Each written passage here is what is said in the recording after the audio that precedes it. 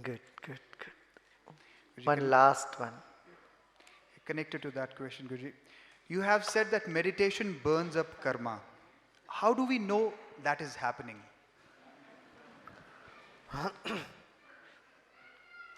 It just happens.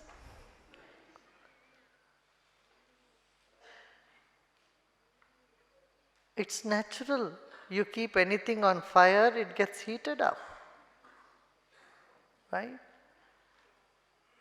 So meditation definitely erases the past impressions.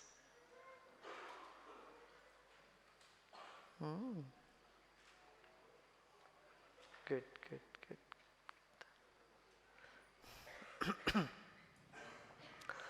One of our devotee has made a movie. It is nice. We will show it a little later tonight for you. Just 12 minutes of it. And it says how this entire universe is nothing but space. What we consider matter simply does not exist.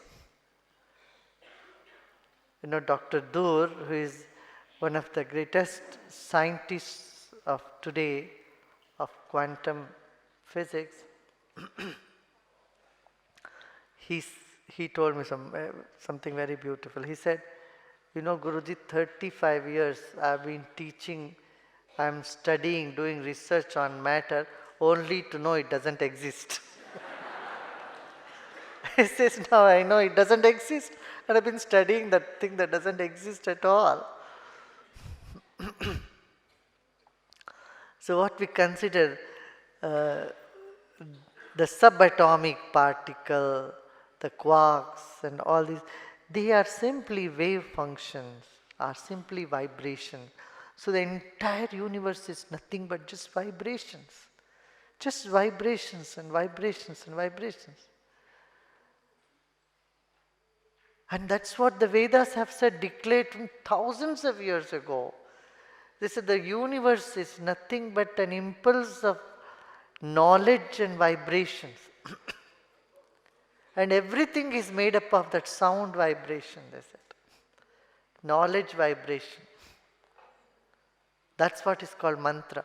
Mantra is that vibration which contains information, which contains knowledge. With today's information technology, it's astounding to know how you just click a button and send an information, type something. That information goes in the space and it gets transmitted all across the globe. Not only just the globe, even beyond our solar system. So much far beyond our solar system, all the information is by capsule sent, can be sent out to anywhere in the world. And this is exactly what the Vedic rishis have been saying, and they believed for so many years, that they said in every particle, in every little atom or in every vibration, you have the entire universe encapsulated in it. If you tell someone in a pen drive the entire book is contained, if you had said this few decades ago, people would have laughed at you, as it's impossible. You need the whole library, big volumes of books. How can you get all those information in a pen drive, in a small capsule? But the ancient people have said that in bindu, in a drop, the ocean is contained.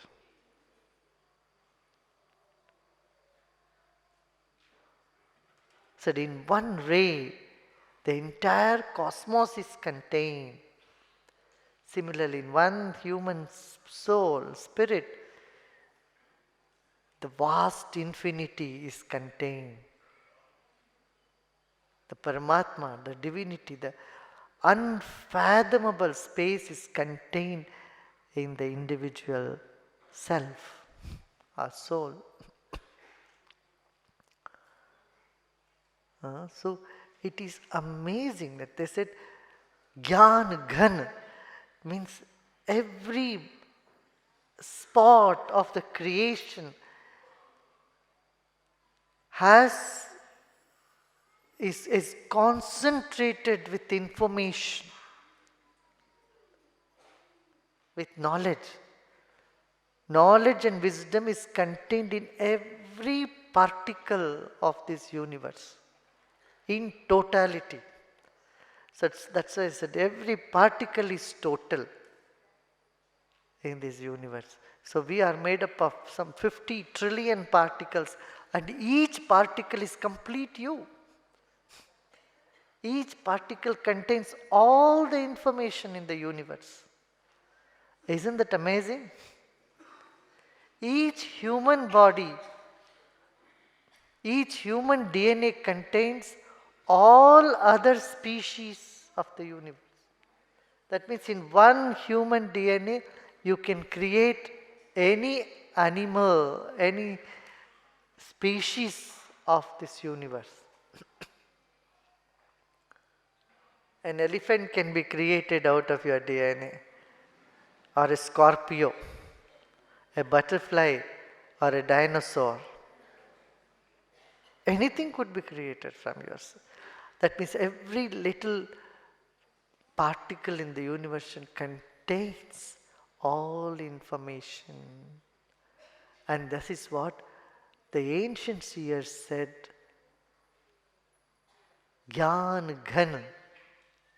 Ghan means concentrated, solidified knowledge in every little particle of creation. And that's what our consciousness is. Ananda Ghan, it's concentrated bliss, and it is consolidated knowledge. And that is what our consciousness is.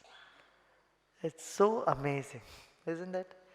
Isn't it so amazing? It's thrilling to know that, yeah, the universe, what we see as an empty space around us, is really not empty, but filled with bliss and knowledge. Knowing that, we simply relax and we get connected to that.